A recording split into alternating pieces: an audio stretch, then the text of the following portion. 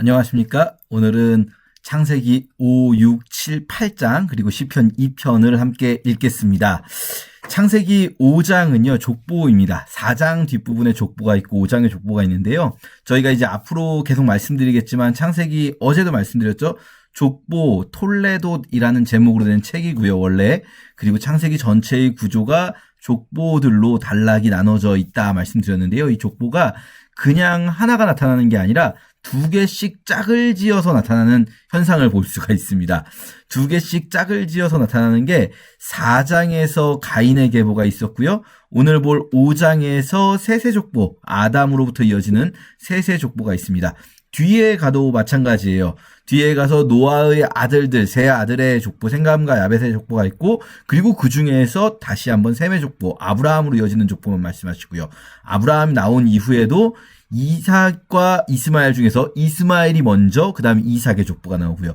자, 보시면 앞에 가인이 먼저, 그 다음에 셋, 또 셈감과 야벳이 먼저, 그 다음에 셈, 그리고 이스마엘이 먼저, 그 다음에 이삭, 그리고 에서가 먼저, 그 다음에 야곱. 이런 식으로 언약의 이 경건한 자손이 뒤쪽에 있고, 앞쪽에 이제 언약 자손이 아닌 쪽이 배치되어 있다. 이 두 개씩 족보가 있는데요.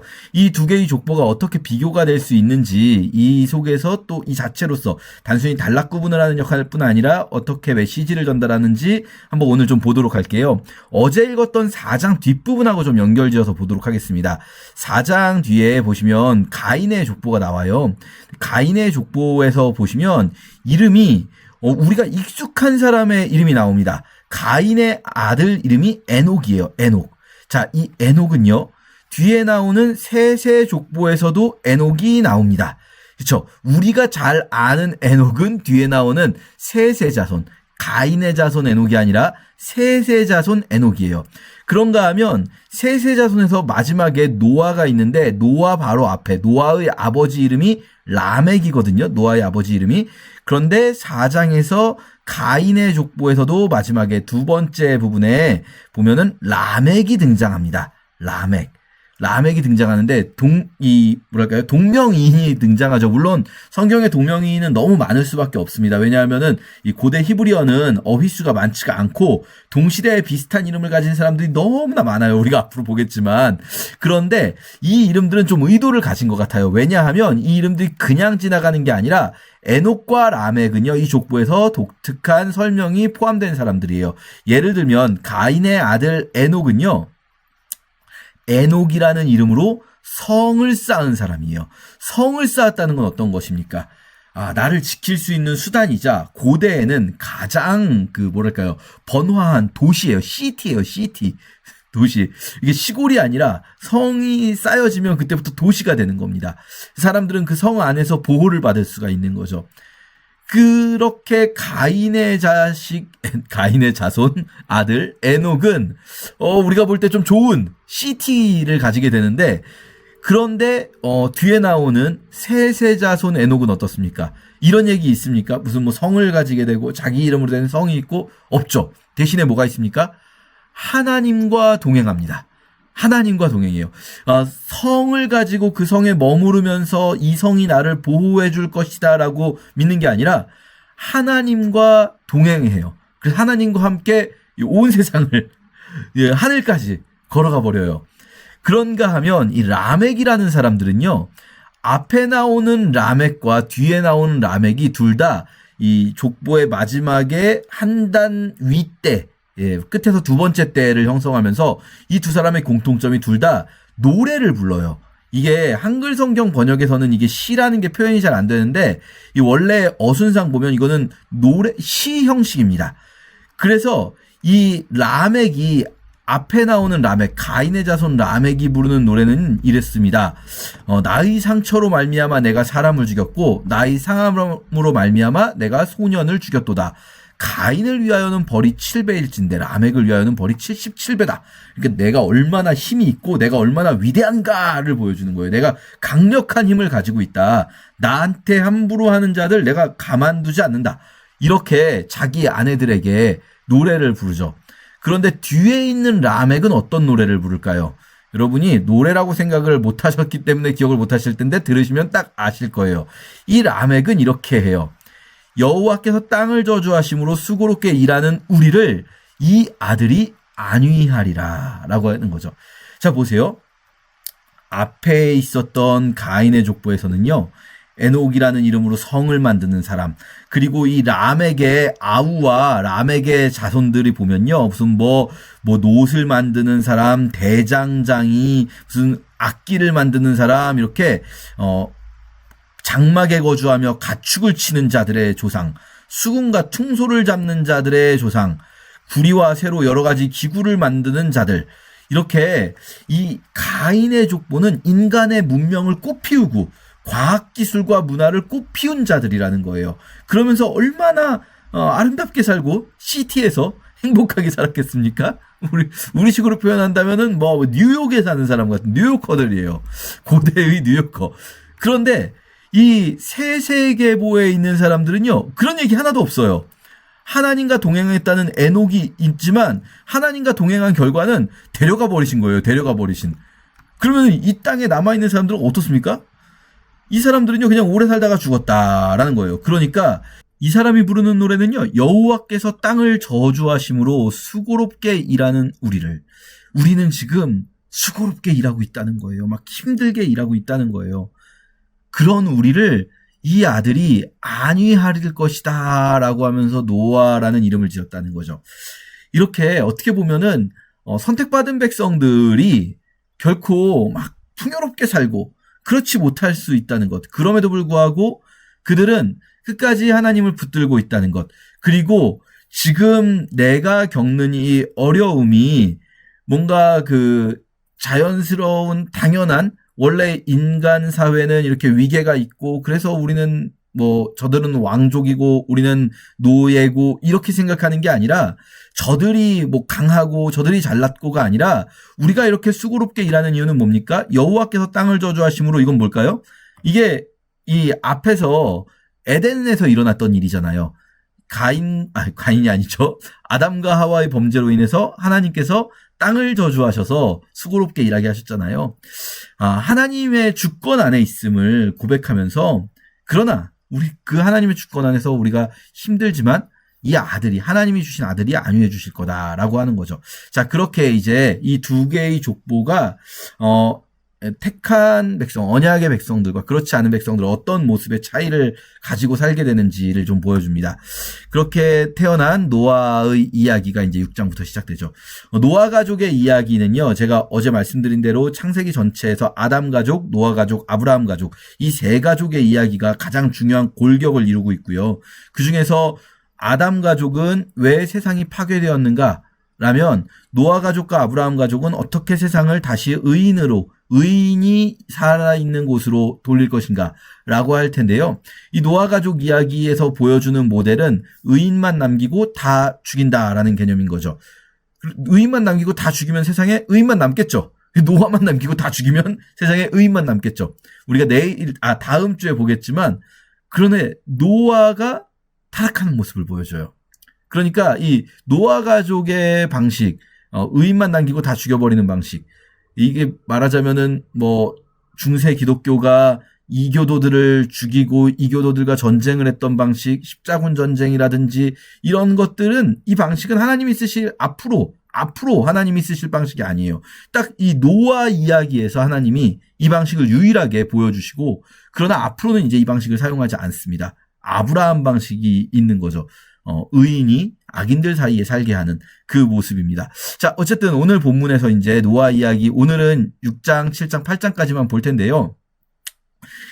사실은 이 부분은 굉장히 해석이 어려운 본문이 많아요. 우리가 지금 알고 있는 이 본문 속에서, 지금 우리가 읽고 있는 본문 속에서 다 완전하게 해석해내기가 어려운 이야기들이 많습니다. 근데 제가 어제도 말씀드렸지만, 우리가 궁금해하는 것을 자꾸 성경에서 찾으려고 하지 마시고요. 우리 궁금한 거 성경에서 해결이 안 될 수 있습니다.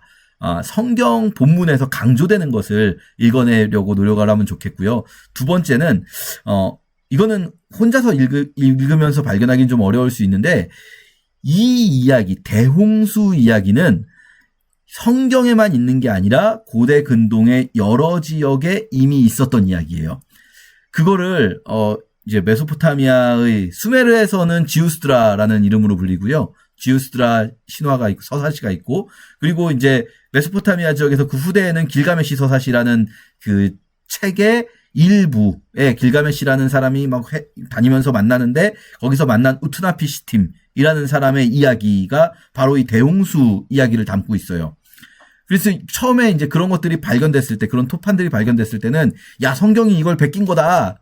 성경보다 어쨌든 지우스드라 이야기가 더 위니까요. 성경은 모세로부터 전승이 된 건데 이 모세로부터 구전이 시작됐다고 해도 모세보다도 훨씬 더 전에 지우스드라 이야기가 있기 때문에.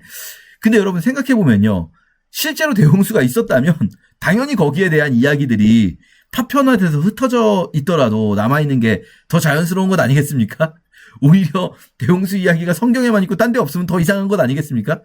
어쨌든 근데 이제 드릴 말씀은, 무슨 우리가 궁금한 건 많아요. 대홍수가 국지적인 대홍수였는가 아니면 전 지구적인 대홍수였는가, 뭐 이런 궁금증도 있고, 사람의 딸과 하나님의 아들, 사람의 딸과 하나님의 아들들은 도대체 누구를 얘기하는 건가, 뭐 네피림은 누구인가, 궁금한 건 많지만 우리가 좀 관심을 가져야 될 부분은 그 시대의 사람들이 이 지우스드라 이야기나 우투나피시팀 이야기를 원래 알고 있었던, 우투나피시팀 이야기는 어쩌면 좀 더 후대였을 수 있는데 지우스드라 이야기를 원래 알고 있었던 그 시대의 유대인들, 이스라엘 백성들에게 이 창세기가 모세를 통해 전달됐을 때 우리가 아는 이야기랑 비슷한데, 대홍수 사건의 이 전승과 비슷한데 달라요. 비슷한 것들이 많아요. 예를 들면 뭐 새를 날려보내고 새가 돌아오지 않으니까 이제 물이 빠졌다는 걸 알고 40일간 계속 오고 방주 이렇게 사각형으로 짓고, 이런 것들 다 비슷한데 그런데 다른 차이점이 있어요. 그러면 그걸 이 창세기를 처음 들었던 이스라엘 백성들은요, 그 차이점이 확 귀에 꽂혔을 거예요. 원래 이야기를 알고 있었기 때문에. 근데 그 차이점들이 뭐냐면, 대표적인 것이 원래 수메르 신화 혹은 메소포타미아 신화에서는 신들끼리의 어떤 막 다툼이 있어요.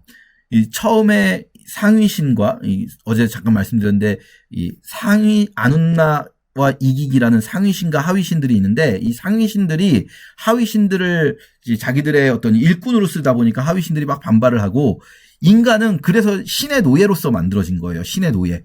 인간은 신에게 먹을 것을 공급하는 노예인 거예요.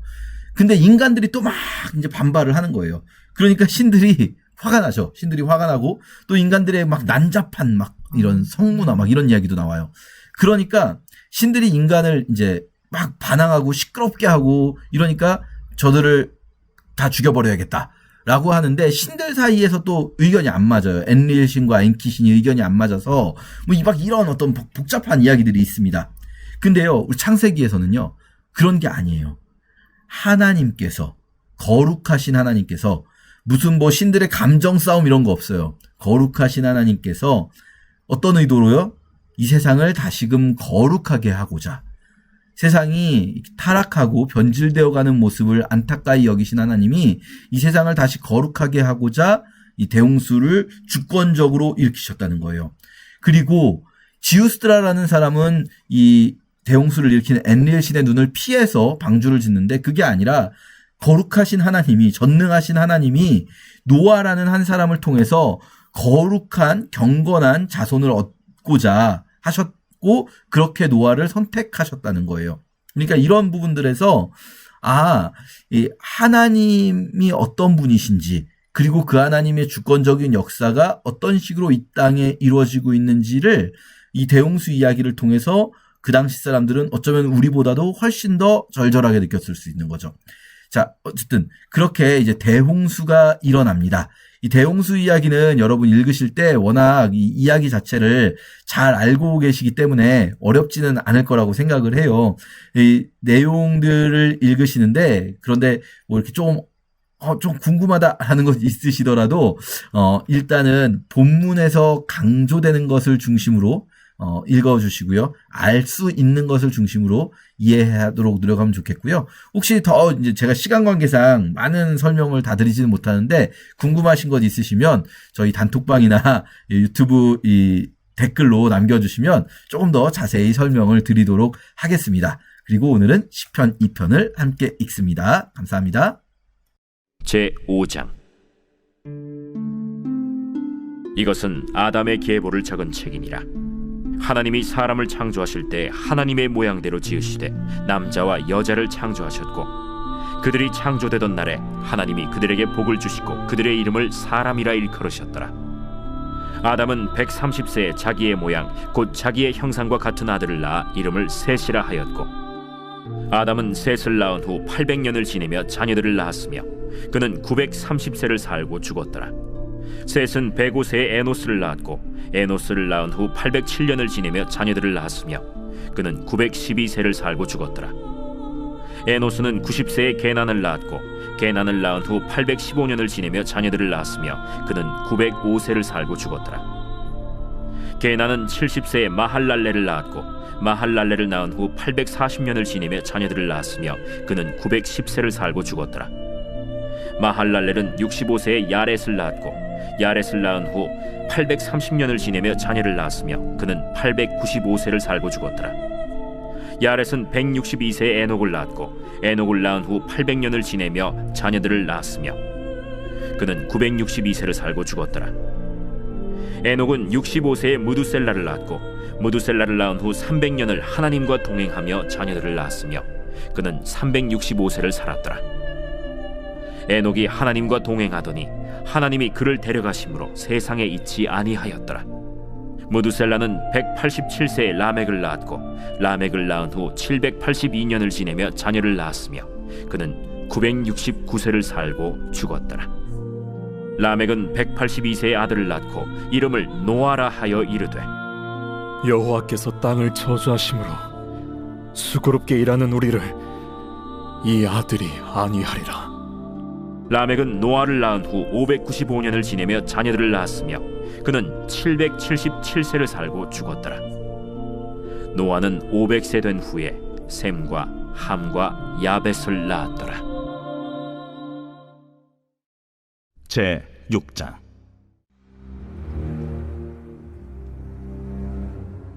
사람이 땅 위에 번성하기 시작할 때 그들에게서 딸들이 나니, 하나님의 아들들이 사람의 딸들의 아름다움을 보고 자기들이 좋아하는 모든 여자를 아내로 삼는지라.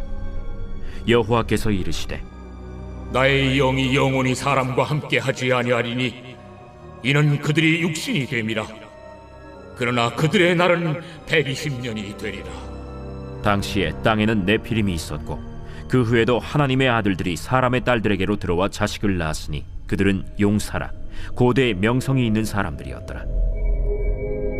여호와께서 사람의 죄악이 세상에 가득함과 그의 마음으로 생각하는 모든 계획이 항상 악할 뿐임을 보시고, 땅 위에 사람 지으셨음을 한탄하사 마음에 근심하시고, 내가 창조한 사람을 내가 지면에서 쓸어버리되 사람으로부터 가축과 기는 것과 공중의 새까지 그리하리니 이는 내가 그것들을 지었음을 한탄함이니라. 그러나 노아는 여호와께 은혜를 입었더라. 이것이 노아의 족본이라. 노아는 의인이요 당대의 완전한 자라. 그는 하나님과 동행하였으며 세 아들을 낳았으니 셈과 함과 야벳이라. 그때 온 땅이 하나님 앞에 부패하여 포악함이 땅에 가득한지라. 하나님이 보신즉 땅이 부패하였으니 이는 땅에서 모든 혈육 있는 자의 행위가 부패함이었더라. 하나님이 노아에게 이르시되, 모든 혈육 있는 자의 포악함이 땅에 가득함으로 그 끝날이 내 앞에 이르렀으니 내가 그들을 땅과 함께 멸하리라. 너는 고페로 나무로 너를 위하여 방주를 만들되 그 안에 칸들을 막고 역청을 그 안팎에 칠하라.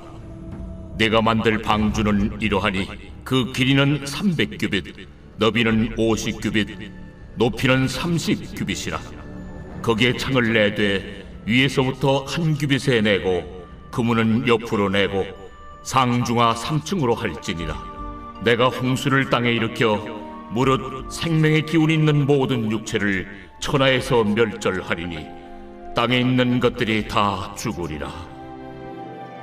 그러나 노아는 내가 내 언약을 세우리니 너는 네 아들들과 네 아내와 네 며느리들과 함께 그 방주로 들어가고 혈육 있는 모든 생물을 너는 각기 암수 한 쌍씩 방주로 이끌어들여 너와 함께 생명을 보존하게 하되 새가 그 종류대로 가축이 그 종류대로 땅에 기는 모든 것이 그 종류대로 각기 둘씩 네게로 나아오리니 그 생명을 보존하게 하라. 너는 먹을 모든 양식을 네게로 가져다가 저축하라. 이것이 너와 그들의 먹을 것이 되리라. 노아가 그와 같이 하여 하나님이 자기에게 명하신 대로 다 준행하였더라.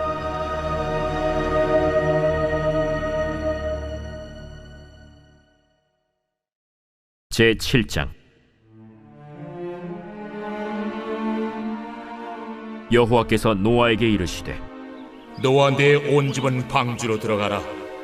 이 세대에서 내가 내 앞에 의로움을 내가 보았음이니라. 너는 모든 정결한 짐승은 암수 7씩, 부정한 것은 암수 2씩을 내게로 데려오며 공중의 새도 암수 7씩을 데려와 그 씨를 온 지면에 유전하게 하라. 지금부터 7일이면은 내가 40죄를 땅에 비를 내려 내가 지은 모든 생물을 지면에서 쓸어버리리라. 노아가 여호와께서 자기에게 명하신 대로 다 준행하였더라. 홍수가 땅에 있을 때 노아가 600세라. 노아는 아들들과 아내와 며느리들과 함께 홍수를 피하여 방주에 들어갔고 정결한 짐승과 부정한 짐승과 새와 땅에 기는 모든 것은 하나님이 노아에게 명하신 대로 암수 2씩 노아에게 나와 방주로 들어갔으며 7일 후에 홍수가 땅에 덮이니 노아가 600세 되던 해 둘째 달 곧 그 달 11의 날이라. 그날에 큰 기품의 샘들이 터지며 하늘의 창문들이 열려 40주야를 비가 땅에 쏟아졌더라. 곧 그날에 노아와 그의 아들 셈, 함, 야벳과 노아의 아내와 세 며느리가 다 방주로 들어갔고 그들과 모든 들짐승이 그 종류대로 모든 가축이 그 종류대로 땅에 기는 모든 것이 그 종류대로 모든 새가 그 종류대로 무릇 생명의 기운이 있는 육체가 2씩 노아에게 나와 방주로 들어갔으니 들어간 것들은 모든 것의 암수라. 하나님이 그에게 명하신 대로 들어가매 여호와께서 그를 들여보내고 문을 닫으시니라. 홍수가 땅에 40일 동안 계속된지라 물이 많아져 방주가 땅에서 떠올랐고 물이 더 많아져 땅에 넘침에 방주가 물 위에 떠다녔으며 물이 땅에 더욱 넘침에 천하의 높은 산이 다 잠겼더니 물이 불어서 15규빗이나 오르니 산들이 잠긴지라. 땅 위에 움직이는 생물이 다 죽었으니 곧 새와 가축과 들짐승과 땅에 기는 모든 것과 모든 사람이라. 육지에 있어 그 코에 생명의 기운의 숨이 있는 것은 다 죽었더라. 지면의 모든 생물을 쓸어버리시니 곧 사람과 가축과 기는 것과 공중의 새까지라. 이들은 땅에서 쓸어버림을 당하였으되 오직 노아와 그와 함께 방주에 있던 자들만 남았더라. 물이 150일을 땅에 넘쳤더라.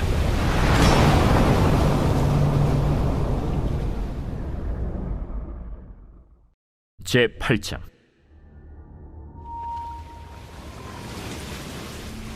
하나님이 노아와 그와 함께 방주에 있는 모든 들짐승과 가축을 기억하사 하나님이 바람을 땅 위에 불게 하심에 물이 줄어들었고 기품의 샘과 하늘의 창문이 닫히고 하늘에서 비가 그치매 물이 땅에서 물러가고 점점 물러가서 150일 후에 줄어들고 7째 달 곧 그 달 11의 날에 방주가 아라랏산에 머물렀으며 물이 점점 줄어들어 10째 달 곧 그 달 초하룻 날에 산들의 봉우리가 보였더라. 40일을 지나서 노아가 그 방주에 낸 창문을 열고 까마귀를 내놓음에 까마귀가 물이 땅에서 마르기까지 날아 왕래하였더라. 그가 또 비둘기를 내놓아 지면에서 물이 줄어들었는지를 알고자 하매 온 지면에 물이 있으므로 비둘기가 발붙일 곳을 찾지 못하고 방주로 돌아와 그에게로 오는지라. 그가 손을 내밀어 방주한 자기에게로 받아들이고 또 7일을 기다려 다시 비둘기를 방주에서 내놓음에 저녁 때 비둘기가 그에게로 돌아왔는데 그 입에 감람나무 새 잎사귀가 있는지라. 이에 노아가 땅에 물이 줄어든 줄을 알았으며 또 7일을 기다려 비둘기를 내놓음에 다시는 그에게로 돌아오지 아니하였더라. 601년 첫째 달 곧 그 달 초하룻날에 땅 위에서 물이 거친지라. 노아가 방주 뚜껑을 제치고 본즉 지면에서 물이 거치었더니 둘째 달 20일의 날에 땅이 말랐더라.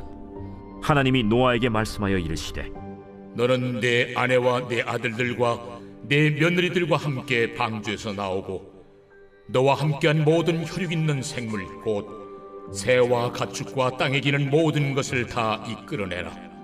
이것들이 땅에서 생육하고 땅에서 번성하리라. 노아가 그 아들들과 그의 아내와 그 며느리들과 함께 나왔고 땅 위의 동물 곧 모든 짐승과 모든 기는 것과 모든 새도 그 종류대로 방주에서 나왔더라. 노아가 여호와께 제단을 쌓고 모든 정결한 짐승과 모든 정결한 새 중에서 제물을 취하여 번제로 제단에 드렸더니 여호와께서 그 향기를 받으시고 그 중심에 이르시되 내가 다시는 사람으로 말미암아 땅을 저주하지 아니하리니 이는 사람의 마음이 계획하는 바가 어려서부터 악함이라. 내가 전에 행한 것 같이 모든 생물을 다시 멸하지 아니하리니 땅이 있을 동안에는 심음과 거둠과 추위와 더위와 여름과 겨울과 낮과 밤이 쉬지 아니하리라. 제2편.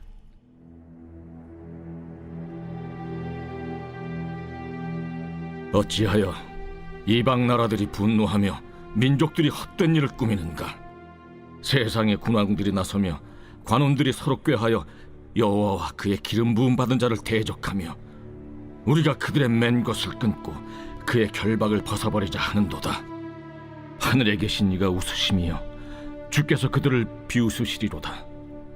그때 분을 바라며 진노하사 그들을 놀라게 하여 이르시기를 내가 나의 왕을 내 거룩한 산 시온에 세웠다 하시리로다. 내가 여호와의 명령을 전하노라. 여호와께서 내게 이르시되 너는 내 아들이라. 오늘 내가 너를 낳았도다. 내게 구하라. 내가 이방 나라를 내 유업으로 주리니 내 소유가 땅끝까지 이르리로다. 내가 철장으로 그들을 깨뜨리며 질그릇같이 부수리라 하시도다. 그런즉 군왕들아, 너희는 지혜를 얻으며 세상의 재판관들아, 너희는 교훈을 받을지어다. 여호와를 경외함으로 섬기고 떨며 즐거워할지어다. 그의 아들에게 입맞추라. 그렇지 아니하면 진노하심으로 너희가 길에서 망하리니 그의 진노가 급하심이라. 여호와께 피하는 모든 사람은 다 복이 있도다.